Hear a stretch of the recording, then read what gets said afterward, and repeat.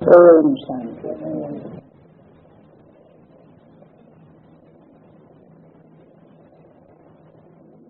आज है 30/11/88 का प्रातः क्लास। 21 नंबर के रजिस्टर में 88 पेज। विश्व में है भक्ति मार्ग का गायन, क्योंकि भक्ति में है तो उन्हों की बुद्धि में भक्ति का गायन। यहाँ फिर भक्ति का गायन नहीं है,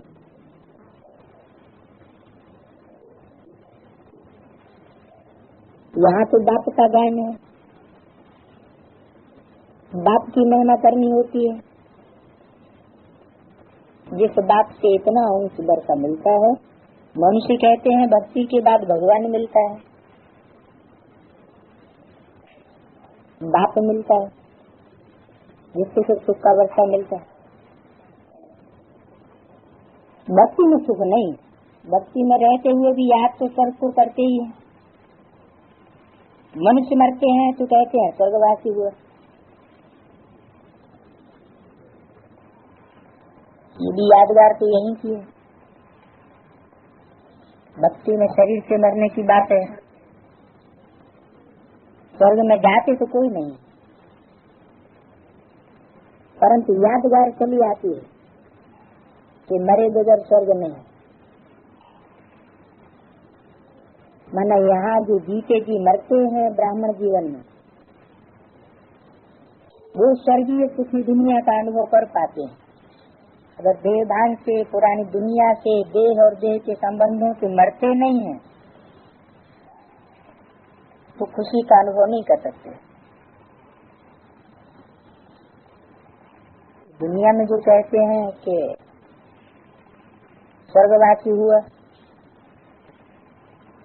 वहाँ खुश तो होते नहीं।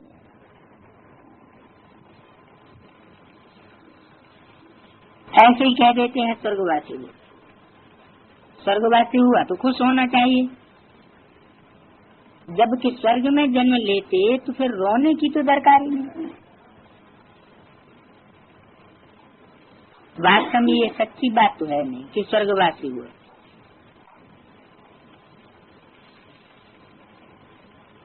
इसलिए रोते रहते हैं।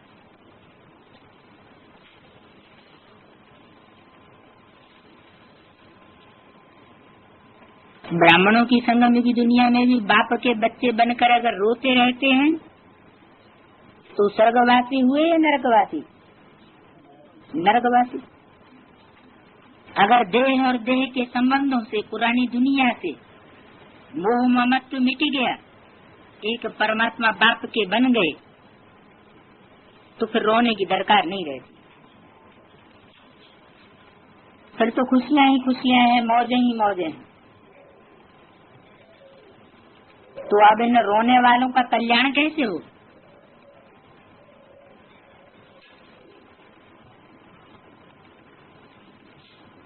रोना दुख की निशानी है। मनुष्य रोते तो है ना, देह अभिमान होता है तो रोते हैं। बच्चे जन्मते हैं तो भी रोते हैं, क्योंकि दुख होता है।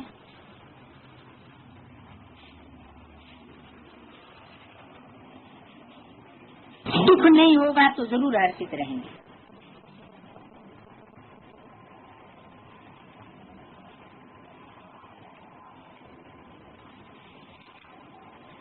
यहाँ जन्म लेने से क्या कनेक्शन?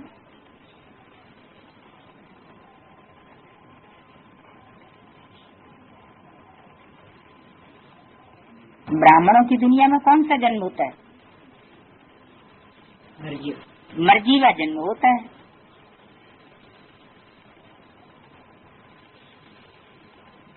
तो बच्चा जन्म लेता है तो रोता है, वो तो लौकिक बात हुई। और यहाँ भी जब प्रत्यक्षता रूपी जन्म होता है तो रोता है। प्रत्यक्षता रूपी जन्म जब लेता है तो सारी दुनिया अपोज करती है। ब्राह्मणों की दुनिया में भी अपोजिशन होता है। बच्चा ही रोता है, दुनिया नहीं रोती।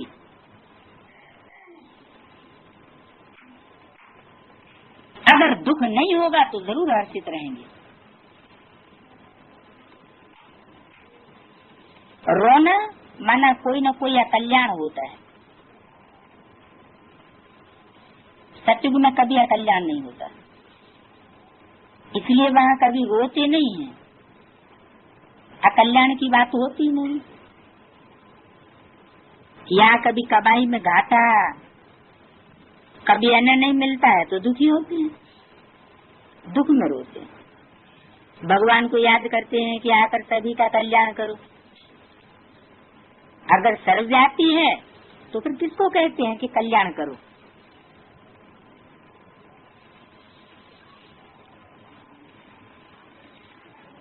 परमपिता परमात्मा को सर्वव्यापी मानना बड़े से बड़ी भूल है।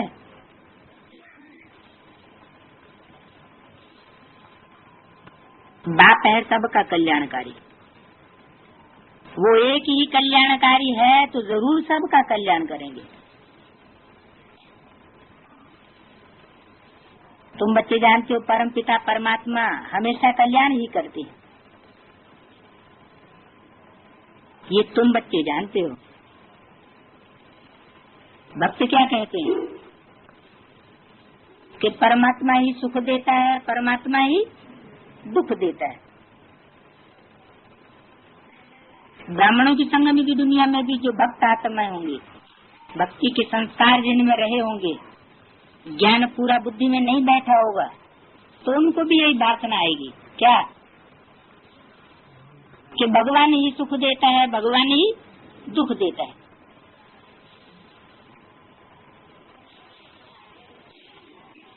परंतु भगवान तो हमेशा कल्याण ही कल्याण करते हैं।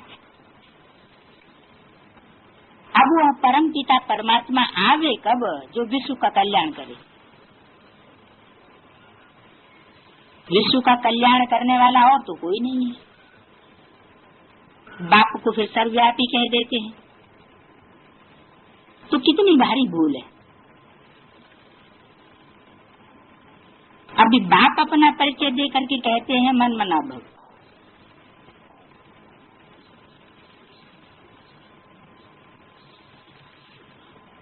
किसमें कल्याण है? किसमें? मन मना भव।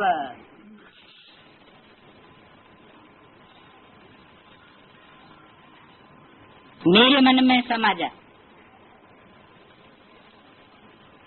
माना मेरे संकल्पों में समा जा।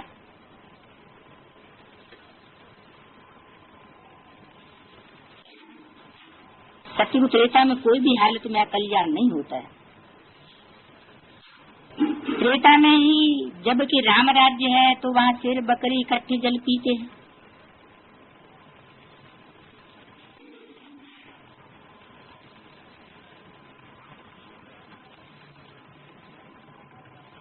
हम राज्य राम सीता के राज्य की इतनी स्तुति नहीं करेंगे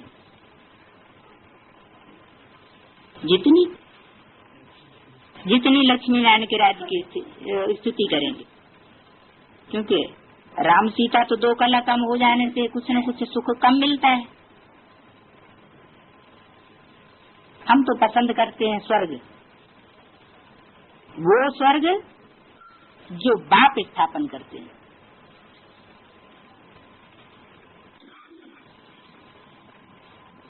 इसका मतलब 2 कला कम स्वर्ग जो होता है वो बाप स्थापन नहीं करते। बाप कौन सा स्वर्ग स्थापन करते हैं? 16 कलाओं से भी ऊपर। 16 कला जो स्वर्ग स्थापन होता है उसमें तो उतरती कला होगी। संगम की स्वर्ग में लगातार चढ़ती कला ही चढ़ती कला होगी। तो वो स्वर्ग बाप स्थापन करते हैं, उसमें पूरा वर्षा पाए तो बहुत अच्छा है। पूरा वर्षा क्या हुआ? संगम युगी स्वर्ग में पूरा वर्षा क्या हुआ जो डायरेक्ट बाप से मिलता है, विश्व की बात है। ऊंच से ऊंच बाप से वर्षा ले हम कल्याण करें। हर एक को अपना कल्याण करना है श्रीमत पर। बाप ने समझाया, एक है आसुरी संप्रदाय और दूसरी है दैवी संप्रदाय। अभी एक तरफ रावण राज्य है और दूसरी तरफ मैं दैवी संप्रदाय स्थापन कर रहा हूँ।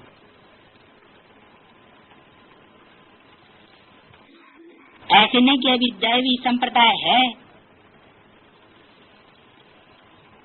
नहीं, लेकिन मैं स्थापन कर रहा हूँ।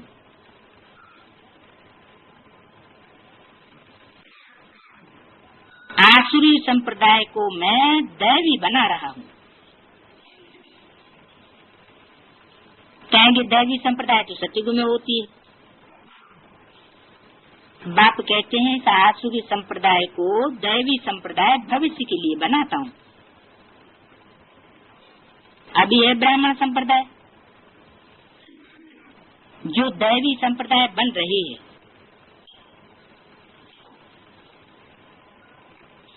तो कोई कहे कितना टाइम लगेगा? बन रही है करते करते कितने साल हो गए? 50, 55, 56 साल होने जा रहे हैं और अभी तक बनी ही रही है।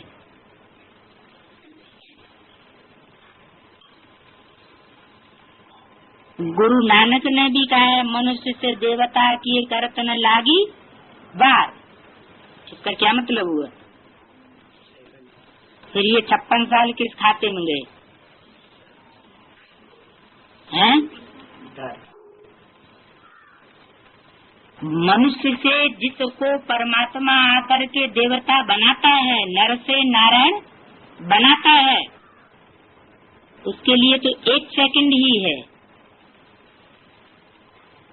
लेकिन सारे नीचे हो जाए। वाह भाई, हेलो भाई, तुमको तो खूब नीचे हुआ है।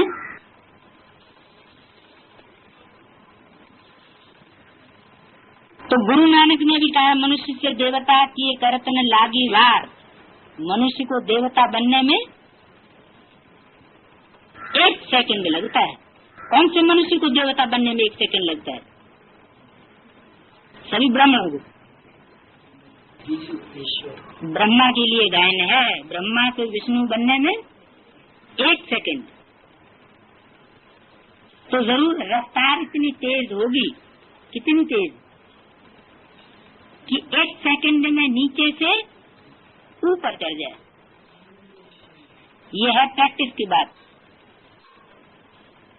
क्या योग बल की भी प्रैक्टिस होती है।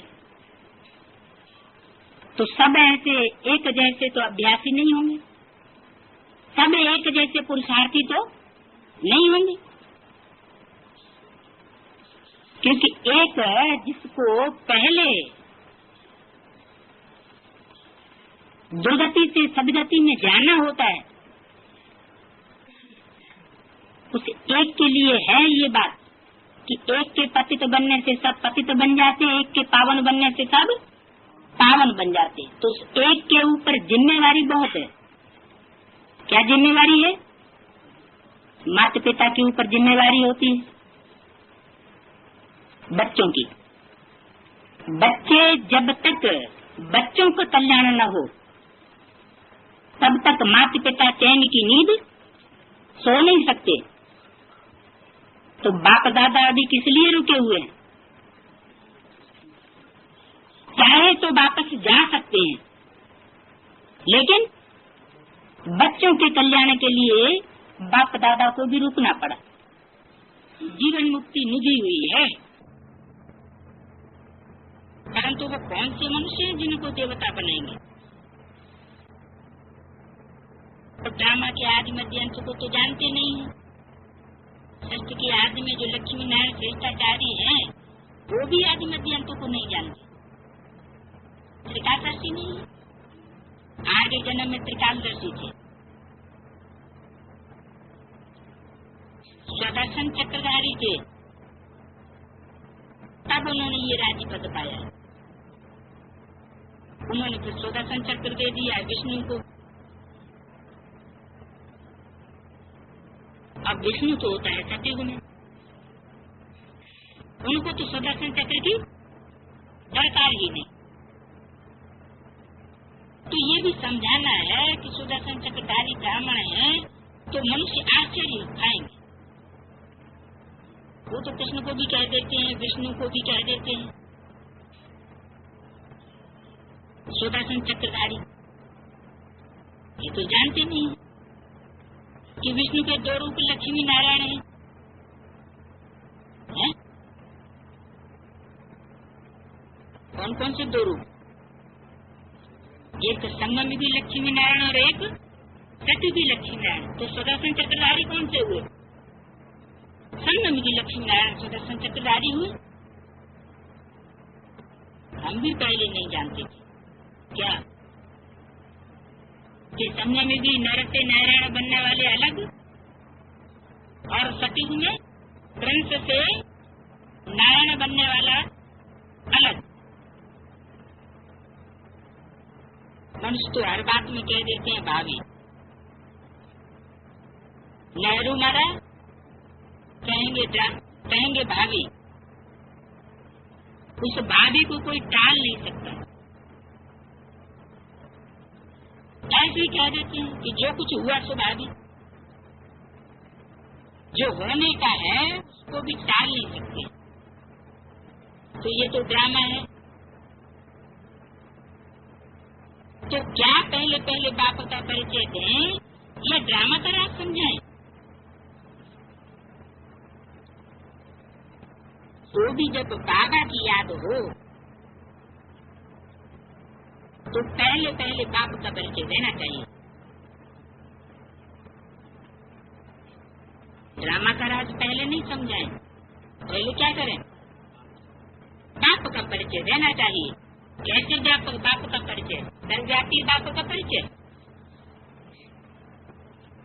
सर्वव्यापी बाप होता नहीं। बाप तो एक व्यापी बन करके आता है विश्व का कल्याण करने के लिए, क्योंकि एक ही सर्वथा सदगति जाता है।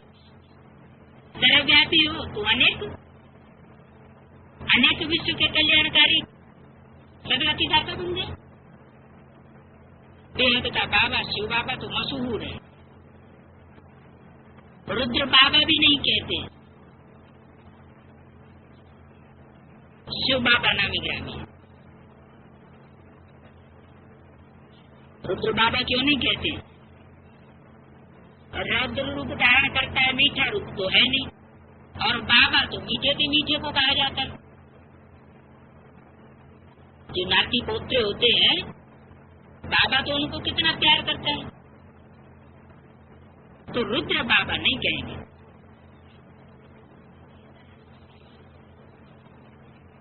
किनको दुख किनको देता है? देह अभिमानियों को या आत्मा अभिमानियों को? शिव बाबा नामी ग्रामी है क्या?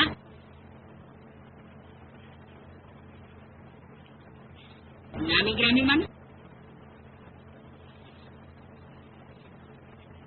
गांव गांव में उसकी मूर्तियां मिली हैं, विदेशों में भी उसकी नग्न मूर्तियां खुदाइयों में मिली हैं। तो बहुत प्राचीन काल से ही उस शिव बाबा का नाम ग्राम विख्यात है। बाप ने समझाया है कि जहाँ जहाँ भक्त हैं उन्हीं को जाकर के समझाओ। शिव बाबा के भक्त कहाँ कहाँ?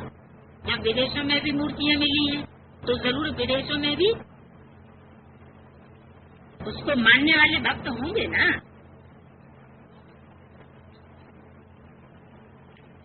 बड़े बड़े पंडित हैं जिनकी जंजीरों में फाड़ों से जकड़े हुए, उन्हों को जाकर छुड़ाना है। बाप कहते हैं सबको छोड़ो। अखबार में पढ़ा था, मनुष्य कहते हैं हिमालय की इतनी मल्टी मिलियन एज है, अब हिमालय की भी आयु होती है क्या? माने हिमालय भी मरता जीता है क्या? है? वो भी नष्ट होता है क्या? पृथ्वी कभी नष्ट होती है क्या? नदियां कभी नष्ट होती हैं क्या? वो तो हमेशा चली ही आती है। सतयुग में सतो प्रधान और कलयुग में तमो प्रधान हो जाती है।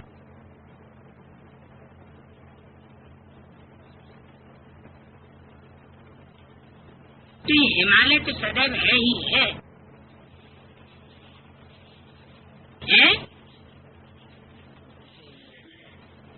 हिम का आलय, हिम माना बर्फ, शांत। जैसे कैलाश पर्वत पर दिखाते हैं कि शांति ही शांति लगी पड़ी, तो शांति धाम माना ऊंचे से ऊंचा धाम। हिमालय माना ऊंचे से ऊंचा हिम का घर। तो हिमालय कभी गुम होता है क्या? ये भारत भी अनादि है। कब रचा गया उनकी एज नहीं निकाल सकते। वैसे हिमालय के लिए भी कह सकते हैं ये कब से है। अब ऐसा तो कोई बच्चा है नहीं जो अखबार में पढ़े और झट उनको रिस्पॉन्ड लिखे। इसे हिमालय पहाड़ की आयु गिनी नहीं जाती। ऐसे थोड़े ही कहेंगे कि आकाश की व समुद्र की आयु इतनी है, है?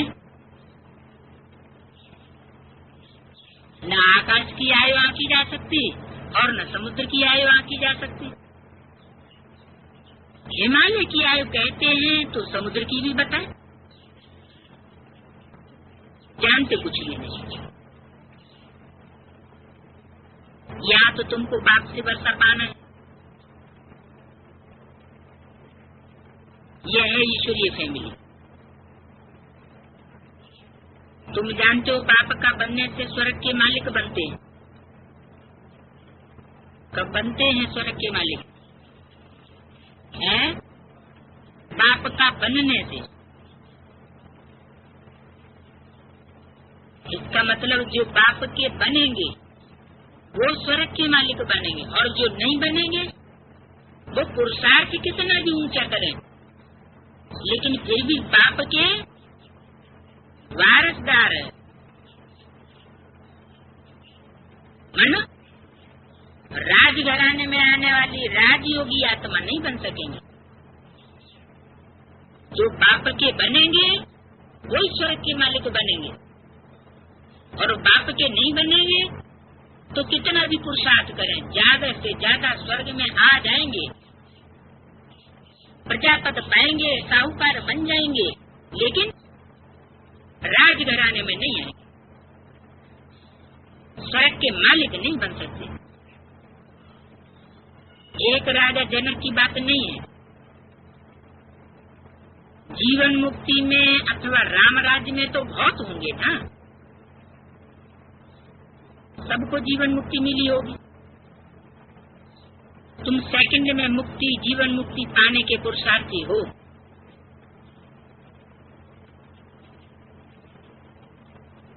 सब नहीं है। तुम बच्चा बने हो, मम्मा बाबा कहते हो, तो जीवन मुक्ति तो मिलेगी ना। समझ सकते हैं प्रजा तो ढेर की ढेर बनती जाती है।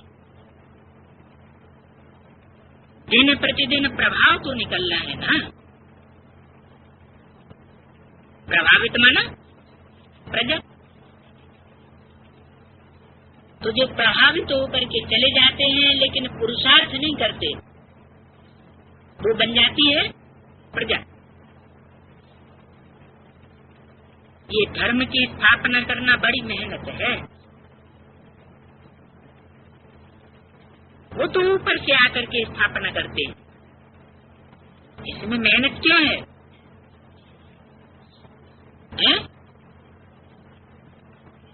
जो यहाँ तमो प्रधान आत्माएं हैं उन्हीं के द्वारा स्थापना होती है, और वो तो ऊपर से सतो प्रधान आत्माएं आती हैं, पावरफुल आत्माएं आती हैं। उनके लिए धर्म स्थापना करना कोई बड़ी बात नहीं होती है। फिर उनके पिछाड़ी और भी ऊपर से आते रहते हैं, उनके सहयोगी भी, दूसरे फॉलोअर्स भी उनके पीछे सतो प्रधान आत्माएं आती रहती हैं। तो उस धर्म की, उन धर्मों की स्थापना में कोई विशेष मेहनत की बात नहीं है। और यहाँ तो जो धर्म स्थापना के निमित्त बनते हैं वो ऊंची स्टेज से नहीं आते हैं, वो तो कैसी स्टेज में होते हैं? ऑलरेडी पहले से ही तमो प्रधान नीची स्टेज में होते हैं। तो उन तमो प्रधानों को सतो प्रधान बनने में मेहनत जाती भागती है। यहाँ तो एक को लायक बनाना पड़ता है। मन यहाँ तो जो भी धर्म स्थापना के निमित्त बनते हैं वो सारे ही के सारे पहले नालायक होते हैं, फिर लायक बनते हैं।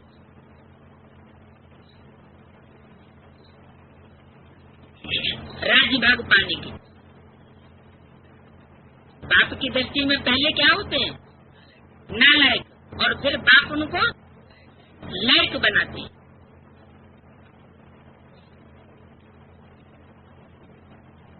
लायक बनाना बाप का काम हो जाता है। धर्म पिताएं कोई लायक नहीं बनाते, वो तो सतो प्रधान आत्मा ऊपर से आती ही है ऑलरेडी। तो ऐसे नहीं कि वो धर्म पिताएं आते हैं तो कोई लायक बनाते हैं, लायक बनाना उनका काम है। ये तो बाप का ही काम है नालायकों को लायक बनाना। तो वो क्या बनाते हैं? वो देवी देवता सनातन धर्म की आत्माओं को क्या बनाते हैं? द्वापर युग से इब्राहिम आया, जब नहीं आया था तो देवता लायक थे देवात्मा, फिर जब उसने आकर के प्रवेश किया तो क्या बना दिया? नालायक बना दिया, बेविचारी बना दिया, वैश्यालयवासी बना दिया।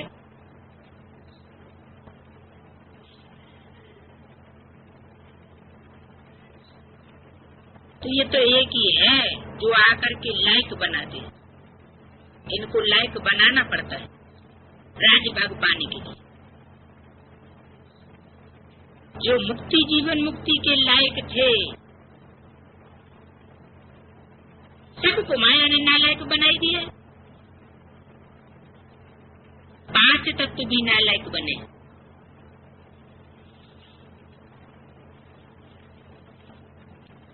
क्या? पृथ्वी जल वायु अग्नि आकाश ये भी नालायक बन जाते। लायक नालायक चैतन्य बनता है या जड़ भी बनता है? हाँ, चैतन्य के हिसाब से जड़ प्रकृति भी परिवर्तन होती है।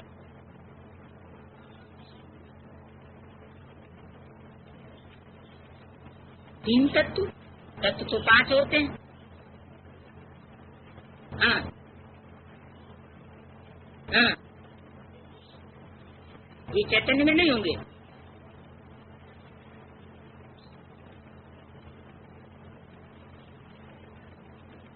सब पता चल जाएंगे धीरे धीरे।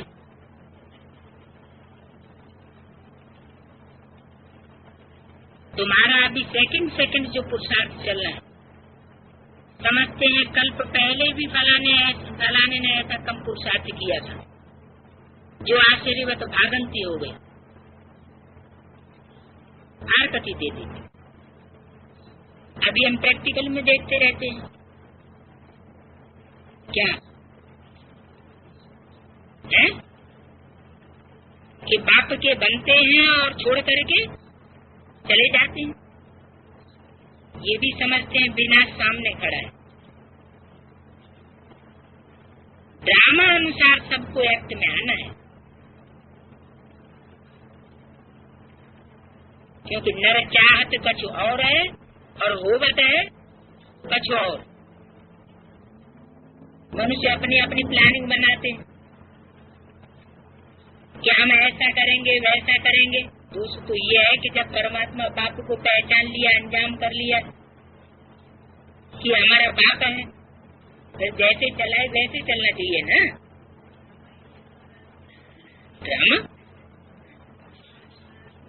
ड्रामा को चेंज करने के निमित्त कौन बनते हैं? कौन बनते हैं? मनुष्य ही बनते हैं ना। मनुष्य आत्मा ही ड्रामा को चेंज करने के निमित्त बनती है। बल नालायक हैं पहले, लेकिन नालायकों में भी कुछ तो लायकात इतनी तो होती है कि परमात्मा बाप को पहचानते हैं और पहचान कर जैसे चलाए वैसे चलते हैं। अगर नालायक हैं तो सच्चे और साफ दिल तो बन सकते हैं कि वो भी नहीं बन सकते। तो सच्चे दिल पर साहब राजी। उन नालायकों को लायक बनाना पड़ता है। माने बाबा की भी मजबूरी है, जो ऐसे नालायकों को लायक बनाना पड़ता है।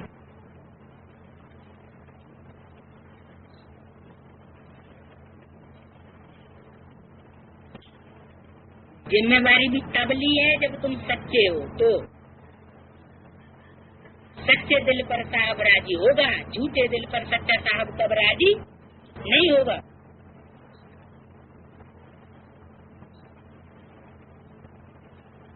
तुमने साक्षात्कार किया है।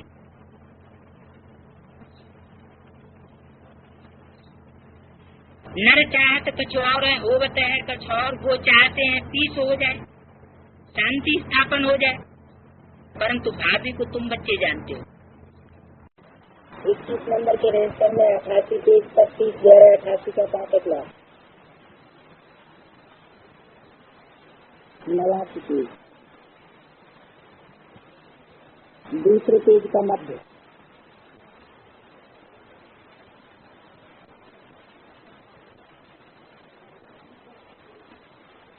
तो कौन चाहते हैं कि पीस हो? दुनिया वाले भी चाहते हैं कि पीस हो, शांति स्थापन हो जाए। और ब्राह्मणों की संबंधी दुनिया में भी बहुत से यही चाहते हैं। क्या? सब ये झगड़ा संता खत्म हो जाए, शांति स्थापन हो जाए। लेकिन हम क्या चाहते हैं? शांति स्थापन होगी कि और ही ज्यादा अभी अशांति स्थापन होगी? नई दुनिया की स्थापना के अर्थ पुरानी दुनिया का विनाश जरूर होना, और विनाश वाला रुद्र ज्ञान यज्ञ कुंड से ही निकलती है। तो जब यज्ञ कुंड से ही विनाश वाला निकलेगी और सारे संसार में फैलेगी, तो पहले कहाँ कौन होंगे? जो सबके ब्राह्मण होंगे। आहुति देने में जिनके हाथ झुलस जाते हैं और पीछे हटा लेते हैं। पहले आहुति डालते हैं तन बन दान सब परिवार की, और डाल करके फिर जब आग लगती है, सेक लगता है, तो क्या करते हैं? पीछे हटा लेते हैं। तो कमजोर हुए या पावरफुल हुए? तो कमजोर हो गए हैं तो आहुति लगाने वाले, लेकिन है कमजोर। तो फिर विनाश किसका होगा? कमजोरों का विनाश होगा। जिन्होंने परमपिता परमात्मा से पूरी पावर भरी है, वो तो निश्चय करके बैठे हैं कि हम सर हथेली पर लेकर के आए। उनका तो दो अभिमान टूट चुका।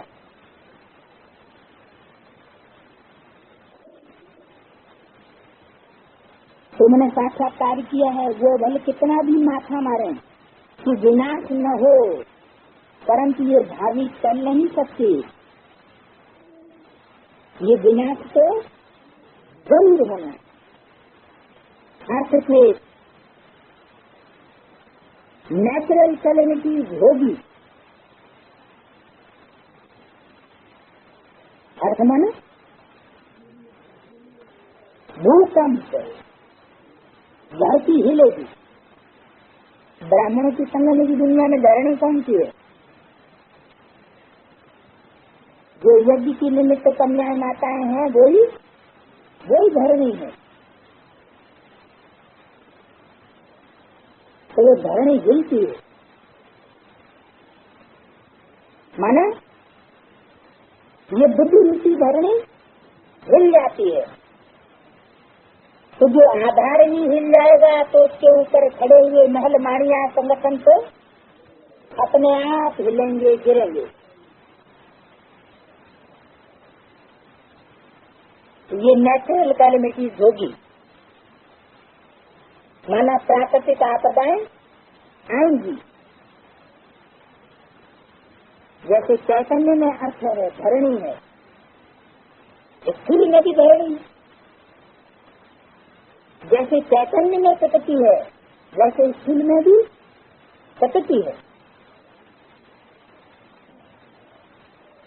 तो जब नेचुरल कैलेमिटीज होगी तो वो क्या कर सकते हैं? तो विनाश को रोक सकेंगे क्या? हाँ, इतना हो सकता है कि जिन्होंने अपनी प्रकृति को कंट्रोल किया होगा, स्वभाव संस्कारों को कंट्रोल किया होगा, वो प्रकृति जीत उस प्रकृति के विनाश से प्रभावित नहीं होंगे, वो अचल और अडोल हो जाएंगे। प्रकृति विकराल रूप धारण करेगी और प्रकृतिपति अचल हो जाएगा।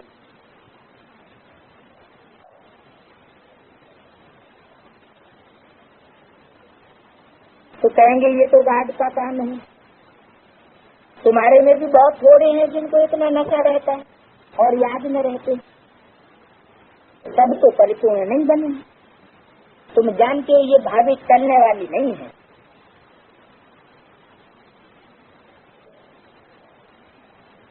कौन सी भाभी?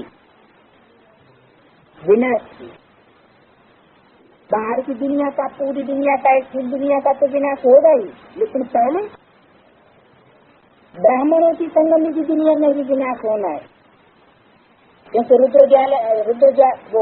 ज्ञान है जिससे विनाश ज्वाला प्रज्वलित होती है, ये नियम बना हुआ है। ये भाभी चलने वाली नहीं है, अन्न नहीं है, मनुष्यों के रहने के लिए जगह नहीं।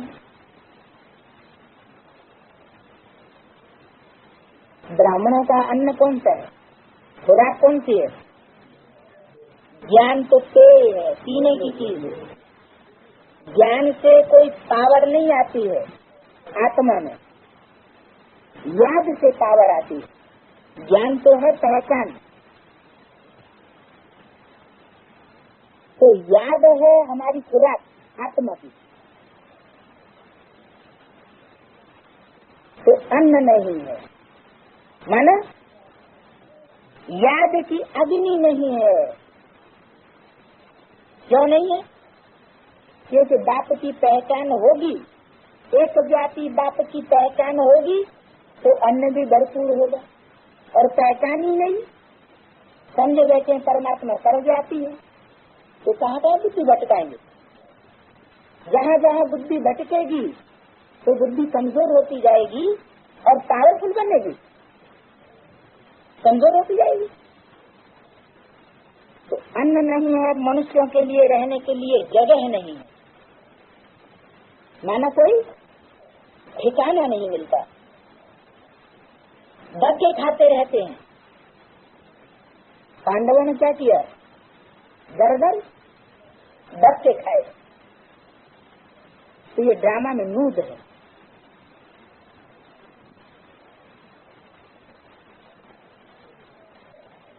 हैं? तो गल तो सब मरे जबकि उन्होंने परमात्मा बाप के डायरेक्शन पूरा करने का फैसला कर लिया।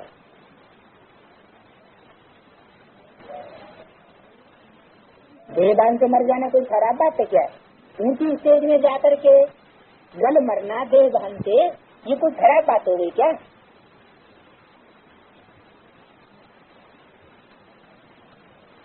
मनुष्यों के रहने के लिए जगह नहीं है, 3 पैर पृथ्वी के नहीं मिलते। तुम हुए ईश्वरीय परिवार, माता पिता और बच्चे। बाप कहते हैं मैं बच्चों के आगे ही प्रत्यक्ष होता हूँ, औरों के आगे प्रत्यक्ष नहीं होता हूँ। जो बाप के बच्चे बनते हैं मैं उनके आगे प्रत्यक्ष होता हूँ, बच्चों को सिखाता हूँ।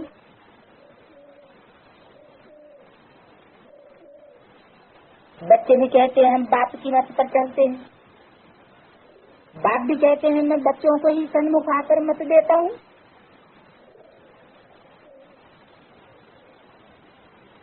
क्या? हाँ, जो बच्चे नहीं बनते उनके सन्मुख आकर के मैं बाप के रूप में मत नहीं देता हूँ, अम्मा के रूप में भले आ जाऊं, इनडायरेक्ट मत भले दे दूं ब्रह्मा के तन द्वारा, लेकिन ब्रह्म माना बड़ी, माँ माना माँ। तो ब्रह्मा माना बड़ी माँ के रूप में परमात्मा आया तो डायरेक्ट आया या इनडायरेक्ट हुआ? इनडायरेक्ट। तो जो बच्चे नहीं बनते हैं उनके मैं सन्मुख नहीं होता हूँ, और जो बच्चे बनते हैं उनके सन्मुख मैं बाप के रूप में डायरेक्ट आकर के मत देता हूँ। तो जो मत पर चलेंगे वो वर कर पाएंगे, बच्चे ही समझेंगे। हैं? सिर्फ माँ को जो पहचानने वाले हैं, बाबा ने बोला सिर्फ देवी की पूजा करने वाले हैं रावण संप्रदाय। देवी कोई विधवा है क्या? देवी को माता कहा जाता है तो विधवाओं की पूजा होती है भारत में क्या? विधवाओं की तो नहीं पूजा होती। पूजा किसकी होती है? सधवा माता की पूजा होती है। हाँ, तो बच्चे ही समझेंगे, अगर नहीं समझते हैं तो छोड़ो।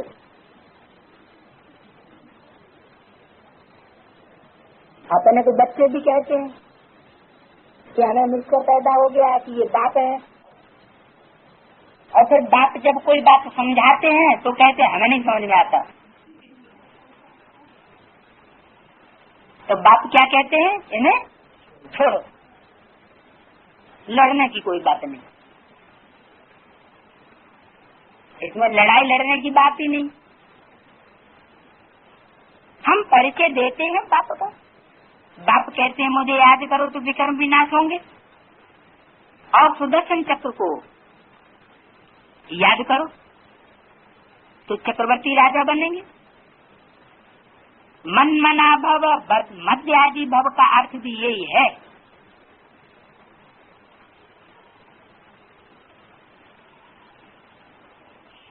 बाप का परिचय दो, ये सिद्ध हो जाए कि गीता का भगवान कृष्ण नहीं है। अगर बाप का असली परिचय दे दिया तो उससे सिद्ध क्या होगा कि गीता का भगवान कृष्ण, अर्थात संगम युग में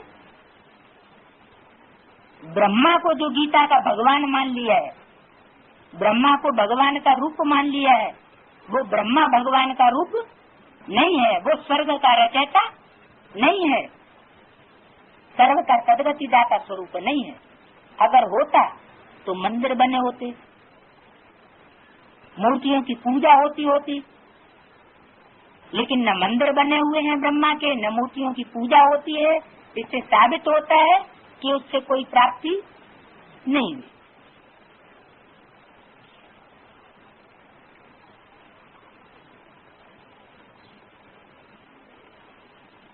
तो क्रिएटर और क्रिएशन का राज तो समझ जाए ना। मुख्य एक ही बात है क्या कि क्रिएटर कौन है, रचयिता कौन है विश्व का, और रचना कौन है फर्स्ट क्लास। मुख्य एक ही बात है गीता में, मुख्य ये एक ही भूल है क्या कि रचना कृष्ण को गीता का भगवान पति बनाए दिए। रचना तो बच्चा होती है, बच्चे को ही रचना कहा जाता है, और बाप को रचयिता कहा जाता है। तो नई सृष्टि का जो कृष्ण बच्चा है, उस बच्चे को जन्म देने वाला कोई रचयिता भी तो होगा, कि बच्चे ने ऐसे ही जन्म ले लिया।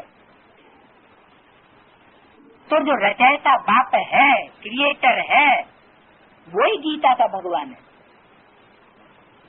गीता माता है और गीता पति भगवान है। गीता माता से सदगति नहीं होती, किससे सदगति होती है? गीता पति भगवान ही स्वयं सदगति करने वाला है। एक के अलावा कोई दूसरा सदगति करने वाला नहीं हो सकता। न गीता हो सकती, न गंगा हो सकती, और न कोई मनुष्य आत्मा सदगति करने वाली हो सकती।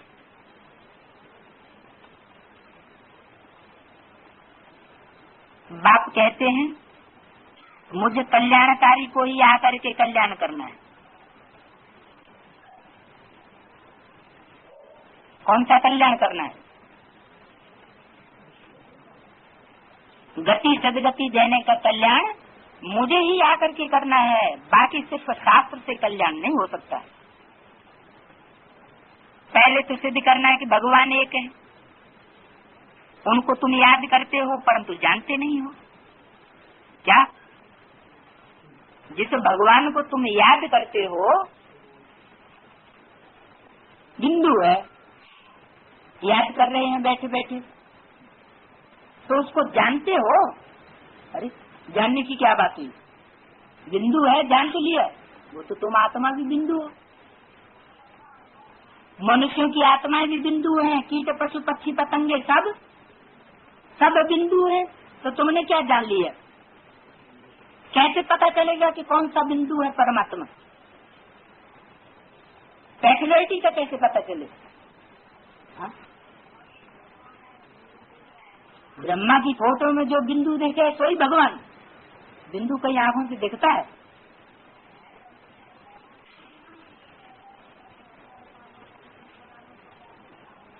हाँ?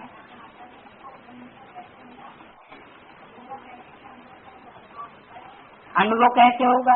जब मुरली में ही कह दिया कि बिंदु बिंदु आत्माओं को वो सिर्फ बाप है, वो बच्चा नहीं बन सकता, वो बाबा ग्रैंडफादर नहीं बन सकता। वो सिर्फ एक ही संबंध है बिंदु बिंदु आत्माओं पर परमात्मा सुप्रीम सोल के साथ। कौन सा? वो सिर्फ बाप है, दूसरा संबंध नहीं। जब वो सुप्रीम सोल ज्योति बिंदु शरीर में आता है तब दूसरे संबंध बनते हैं। साजन सजनी का संबंध है, बाप बच्चे का संबंध है, भाई बहन का संबंध है, बंधु का संबंध है। ब्रह्मा के शरीर में आया, लेकिन ब्रह्मा के शरीर में माँ बन करके आया ना। पालना दी, जन्म दिया, लेकिन वर्षा तो माँ से नहीं मिलता है। जन्म भी देने वाला बाप होता है, बाप ही जन्मदाता कहा जाता है। तो उस ब्रह्मा के थ्रू ज्ञान का बीजारोपण नहीं किया गया। माँ ज्ञान के बीज को धारण करने वाली है या बीज देने वाली है? माँ तो बीज को धारण करती है। तो बीज जो है वो बीज डालने वाला पिता होता है। तो यज्ञ के आदि में ब्रह्मा को साक्षात्कारों का रहस्य स्वतः पता नहीं चला। उन साक्षात्कारों का रहस्य बताने के लिए भी परमात्मा को कोई दूसरे तन में, मानो पूरी बंगाल में उस रथ को पकड़ा। ऐसा अव्यक्तवाणी में क्यों बोला कि ब्रह्मा बाबा को भी सिंध हैदराबाद से बनारस में और बनारस से पूरी बंगाल में जाना पड़ा। तो बीज ब्रह्मा ने नहीं डाला, बीज डालने वाला, ज्ञान का बीज डालने वाला ब्रह्मा के अंदर भी कोई और था।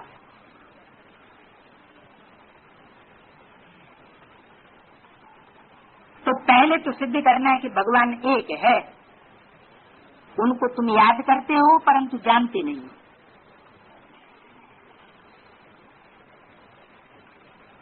बाप को याद करना है तो परिचय भी तो चाहिए ना। भक्ति मार्ग में भी याद करते हैं, लिंगों को याद करेंगे, लेकिन इतना बड़ा लिंग परमात्मा होगा क्या? उसमें जो बिंदु स्टार दिखाया है, हीरा जो दिखाया गया, वो वास्तव में उस सुप्रीम सोल की यादगार, और जो लिंग दिखाया गया वो साकार स्वरूप की यादगार है। जो साकार स्वरूप बुद्धि से ऐसी स्टेज वाला है कि उसे इंद्रियों की स्मृति नहीं रहती, इसलिए वो लिंग दिखाया गया है। सुनते हुए न सुनना, देखते हुए न देखना, इंद्रियों से भोगते हुए भी जैसे न भोगना, ऐसी निराकारी स्टेज का गायन, ऐसी निराकारी स्टेज की मूर्ति वो लिंग बनाई हुई। तो निराकार का मतलब बिंदु नहीं, निराकार का मतलब निराकारी स्टेज वाला। सिर्फ ये कह दिया जाए कि परमात्मा एवर प्योर है,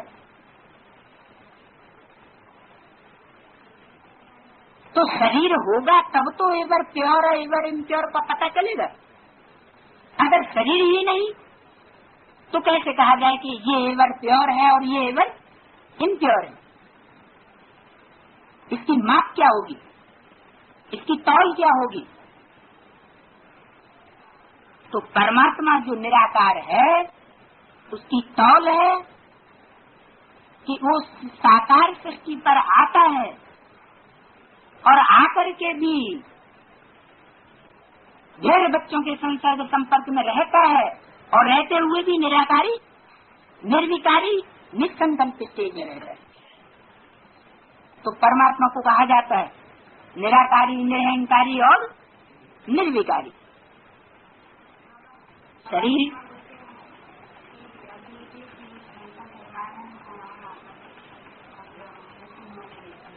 हाँ हाँ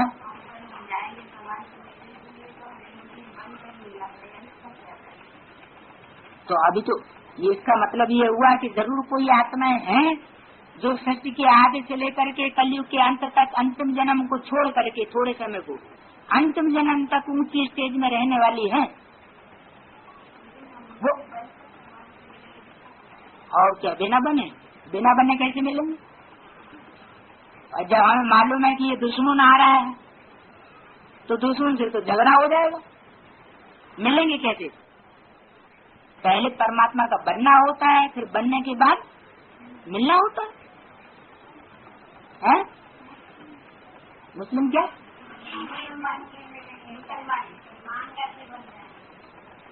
वो तो इसलिए बताया हुआ है कि झाड़ के चित्र में जो तना गया है ऊपर की ओर, उसमें जहाँ पर मुस्लिम धर्म दिखाया गया है वहाँ पर राम का व्यक्तित्व दिखाया गया, खड़ा हुआ है।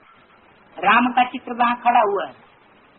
इसका मतलब है राम वाली सोल का बिल्कुल अंतिम जन्म में आकर के कनेक्शन जुटा हुआ है। यानी जो राम वाली सोल है उसको उठाने का निमित्त वो मुस्लिम धर्म बनता है, इसलिए ये बात बोली गई है। अगर कहीं बोली गई है तो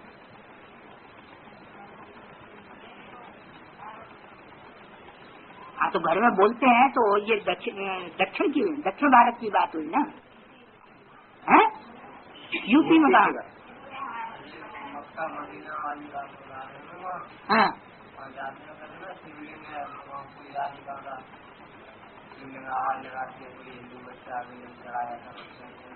हाँ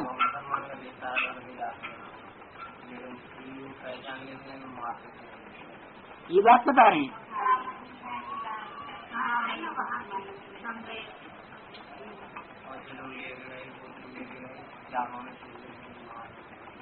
हाँ तो बात तो यहाँ की है ना, बात यहाँ की है कि यहाँ भी तो कोई अरब देश है, ब्राह्मणों की संगम की दुनिया में भेड़ बकरियों का देश है तो कोई, उस भेड़ बकरियों के देश में अगर तुम ये ज्ञान जल लेकर के जाओगे मुसलमानों का रूप धारण करके कि हम तो भाई इब्राहिम के फॉलोअर हैं, हम तो इस्लामी के फॉलोअर हैं, हम तो तुम्हारे ही कुल के हैं, और वहां जाकर के तुमने ज्ञान जल डाला तो वो तो पहचान लेंगे, पहचानेंगे और तुमको ठिकाने लगाए देंगे।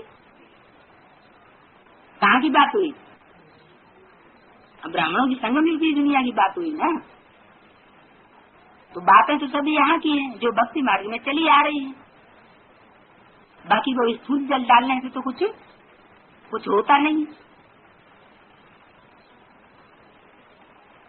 तो क्रिएटर और क्रिएशन का राज तो समझना है। मुख्य एक ही बात है, बाप को याद करना है तो परिचय भी चाहिए कि वो कहाँ रहते हैं, आते हैं व नहीं आते हैं। बाप वर्षा तो जरूर यहाँ के लिए देंगे, वह वहाँ के लिए देंगे। बाप तो सन्मुख चाहिए ना। किस बात के लिए? वर्षा देने के लिए बाप सन्मुख चाहिए ना। तो अभी ब्राह्मणों को वर्षा मिल गया है कि मिलना है? अभी मिला तो नहीं है। ब्राह्मणों को वर्षा मुक्ति, जीवन मुक्ति का, सुख और शांति का, सदा की सुख शांति का वर्षा तो अभी नहीं मिला है, मिलना है। तो वर्षा सन्मुख बाप होगा तो मिलेगा, या सन्मुख नहीं होगा तो भी मिल जाएगा। सन्मुख होगा तभी मिलेगा। शिवरात्रि भी मनाते हो, शिव तो सुप्रीम फादर है सब आत्माओं का, वो रचयिता है, नॉलेज देते हैं, षष्ठ चक्र के आदि मध्यंत को वो जानते हैं। वो है ऊंच से ऊंच टीचर जो मनुष्य को देवता बनाते हैं, राजयोग सिखाते हैं। मनुष्य तो कभी राजयोग सिखला ही नहीं सकता।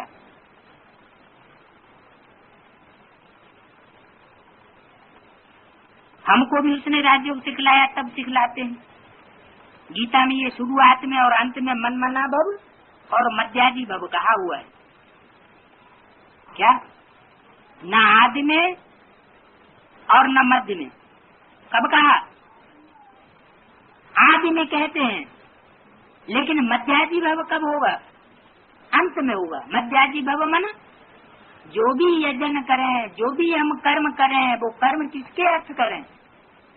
परमात्मा के अर्थ करें। तो ये अंत में ही हो सकता है। मत याजी भव, मेरे लिए यजन करने वाला भव, अर्थात जो भी कर्म कर मेरे लिए कर, स्वार्थ के लिए कोई कर्म न कर। मान लो नौकरी करते हैं तो नौकरी का भी उद्देश्य क्या है कि हम ईश्वरीय सेवा में मददगार बने। वो भी नौकरी तब तक कराएंगे जब तक ज्ञान सुनाने में तुम एक्सपर्ट नहीं बनते हो।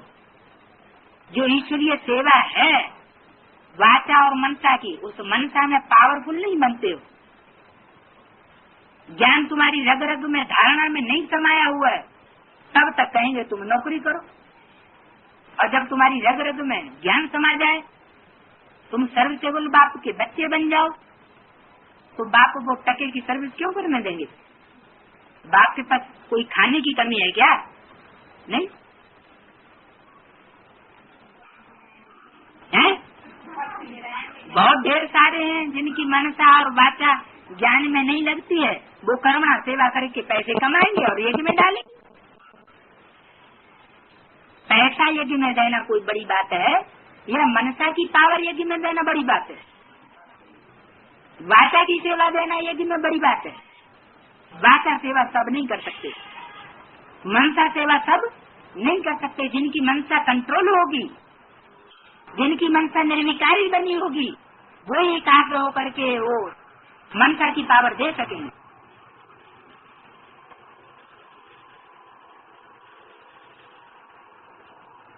झाड़ का, ड्रामा का का नॉलेज भी बुद्धि में रहना है, डिटेल में समझाना पड़ता है। और रिजल्ट में फिर भी एक ही बात आती है, बाप और बच्चों को याद करो। मनुष्य मरते हैं तो फिर जायदाद की डिटेल निकालनी पड़ती है। यहाँ तो एक ही बात है, हम विश्व के मालिक बनेंगे, विश्व का कल्याणकारी ही विश्व का मालिक बनाते हैं, स्वर्ग का मालिक बनाएंगे, नरक का थोड़े ही मालिक बना देंगे। दुनिया ये नहीं जानती है कि नरक का रचयिता रावण है, तीसरा पीढ़ी, और स्वर्ग का रचयिता राम बाप है। अब बाप कहते हैं मौत सामने खड़ा है, सबकी वाण प्रसवत्ता है, मैं लेने के लिए आया हुआ हूँ, मुझे याद करो तो विकर्म विनाश होगी, आत्मा मैल से शुद्ध हो जाएगी, फिर तुमको स्वर्ग में भेज देंगे। ये निश्चय बुद्धि से किसको समझाना है क्या, कि जब हम आत्मा शुद्ध बन जाएंगे तब बाप हमको स्वर्ग में भेज देंगे, कहेंगे अब तुम रहो स्वर्ग में। हाँ, परमधाम में बैठ के कहेंगे, परमधाम में बैठ करके धर्म पिताओं को पैगंबरों को भेजते हैं क्या, ये कहाँ का गायन है? ये भी संगम युग में इस समय का गायन है कि वो धर्म पिताएं भी परमात्मा बाप के सामने आकर झुकेंगे और परमात्मा बाप उनको कहेंगे अपने धर्म खंड में जाकर के धर्म की स्थापना करो। ये निश्चय बुद्धि से किसको समझाना है कि तुमको बाप स्वर्ग में भेजेंगे, तोते माफिक नहीं कि परमात्मा बिंदु है, वो हमको स्वर्ग में भेजने वाला है, पहले शांति धाम में भेजेगा फिर सुख धाम में भेजेगा, तो ये सब हुआ तोते माफिक ज्ञान, क्योंकि बुद्धि से समझा नहीं है कि बिंदु कैसे भेजेगा। बिंदु आत्मा थोड़ा ही कुछ कर सकती है बिना शरीर के, शरीर के बगैर आत्मा जैसे जड़वत हो जाती है।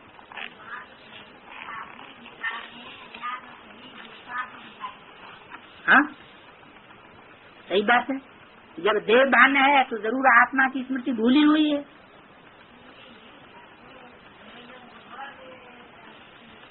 क्या? हाँ हाँ, किसके द्वारा दिखाएंगे? यहाँ ब्रह्मा नहीं होता है क्या? ब्रह्मा के बगैर शिव बाबा आकर के पढ़ाई पढ़ाएंगे क्या? ब्रह्मा के बगैर स्वर्ग स्थापन होगा क्या? तो जिस तन में भी प्रवेश करेंगे उसका नाम ब्रह्मा रखना पड़े, ये क्यों बोला?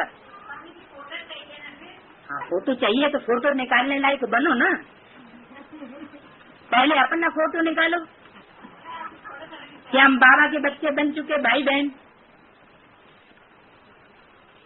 अगर कमजोरी आती है तो फिर भाई बहन बने ही नहीं, और जब भाई बहन बने नहीं तो बाप के बच्चे भी वर्षा लेने लायक बने ही नहीं, फोटो किसका निकालोगे? बाप का ही फोटो निकालना है ना, किसको निकालना है? बच्चों को। तो बच्चे आपस में भाई भाई बन गए।